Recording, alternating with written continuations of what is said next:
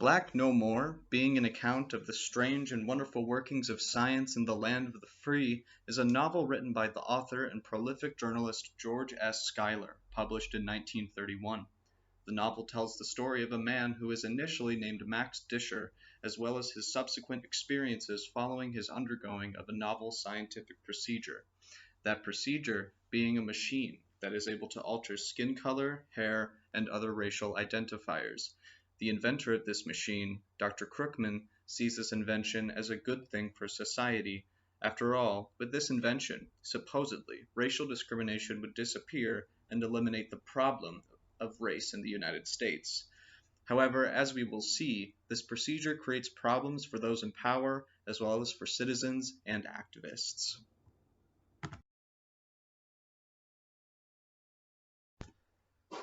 Now, I think it's pretty safe to say that we can all recognize this as a satire. On the surface, this novel scientific procedure that Schuyler presents us with puts its finger on the pulse of a debate among black intellectuals and public figures at the time, namely, how one should relate to their racial identity. One such example of this discord is Langston Hughes' famous essay, where he criticizes this urge to whiteness that he sees among other black Americans. This urge toward whiteness, I think, is explored in a confrontational way in the novel by making it the focus of the novel's plot itself. As we proceed, I think it will be made clear that Schuyler's novel, by way of its satirical nature, is able to not only identify this urge toward whiteness, but expand this diagnosis into a broader critique of those who benefit from it. It being a satirical novel, again, however, means that certain aspects can inspire a variety of interpretations as well as significant controversy. So, as a starting point, I want to ask how the genre of satire is utilized in this text. Well, firstly, we should say that Schuyler's novel starts by posing a question. What would happen if a scientist invented a procedure where black people could be turned into white people? Given that the book is fundamentally a satire, the result is that the race problem does not get solved, and in fact, chaos ensues. It may also be helpful to start out with some of the more obvious historical allusions within the novel. One of the characters is Shakespeare Agamemnon Beard, who is in name a reference to the intellectual W.E.B. Du Bois. The quote mocking Du Bois pictured here, where Schuyler writes of, quote, the black workers with whose lives Du Bois was thankfully unfamiliar, is poking fun at Du Bois' middle-class upbringing, as well as his status as an intellectual at the time. Meanwhile, the reference to the Back to Africa Society is a reference to Marcus Garvey's Pan-African movement that existed in real life.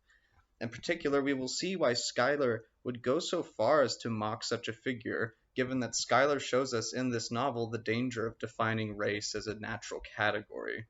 He even goes as far as saying in one 1926 essay that will be included at the end, that when a black person has the, quote, same political, social, moral, and economic stimuli in precisely the same manner as his white neighbor, it is sheer nonsense to talk about racial differences. End quote. That quote does need some clarification, which is why we will come back to it. Regardless, I do recommend checking out the entirety of that short essay.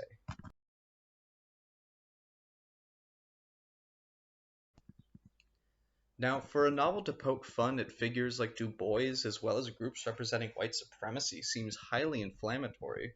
After all, shouldn't a novel such as this rebuke the white supremacist myth by instead giving credence to figures such as Du Bois, who, by the way, liked this novel? To answer this, I want to zero in on this quote in particular. For some context, at this point in the novel, having become white, Max Disher has also now become Matthew Disher. As a result, he has infiltrated a white supremacist organization called the Knights of Nordica, and is actually profiting off of the hysteria caused by the Black No More procedure. For instance, factories saving money by hiring cheaper black laborers becomes increasingly difficult, and talks of unionization begin to arise. Disher, having gained the trust of a white supremacist organization and thereby much of white society, makes even more money by taking bribes from factory owners and in return giving rousing union-busting speeches such as this. Quote, he reminded them that they were men and women, that they were free, white, and 21, that they were citizens of the United States, that America was their country, da da da, that nothing should be dearer to them than the maintenance of white supremacy. And then he goes on to say that white supremacy should be their primary focus rather than organizing for better working conditions. Anyways, what makes this passage so biting in its satire is that with the problem of race supposedly being eliminated, white supremacists still insist on inventing boogeymen to justify their own discontent when, in the end, this discontent is a function of their own domination. The black man for them in this speech is a phantom, a symptom of their hysteria, a delusion. And this is made clear by the fact that in an attempt to solve the race problem, a new class of black people essentially are now conjured by proxy to keep insurrections at bay. The point Schuyler making is this: why does class society love to turn socially engineered categories into natural ones? In this instance, it's because it vindicates the labor contract. The result? When something bad happens to white people, they blame the universe, rather than the one they brought into existence. After all, if Disher's speech here makes anything clear, it's that whites identify with the world they live in, and in this case, Schuyler shows us that this is not a virtue in itself.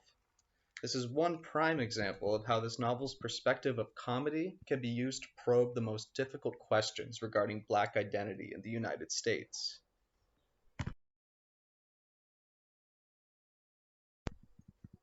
Perhaps now we can return to Schuyler's aforementioned controversial claim, namely that it is nonsense to talk about racial differences, end quote. If we take seriously the novel's message that both black and white are indicators of an altogether fraudulent society, it remains fraudulent despite our ability to detect its ills. This is the function of satire in the novel. It measures up society against its own standards and rejects it.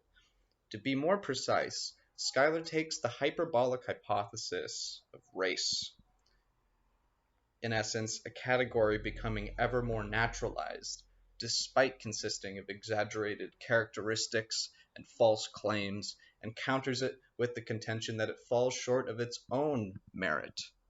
For, as we can see throughout the novel, any attempt to make appeals to nature ends up excusing the society from which it came.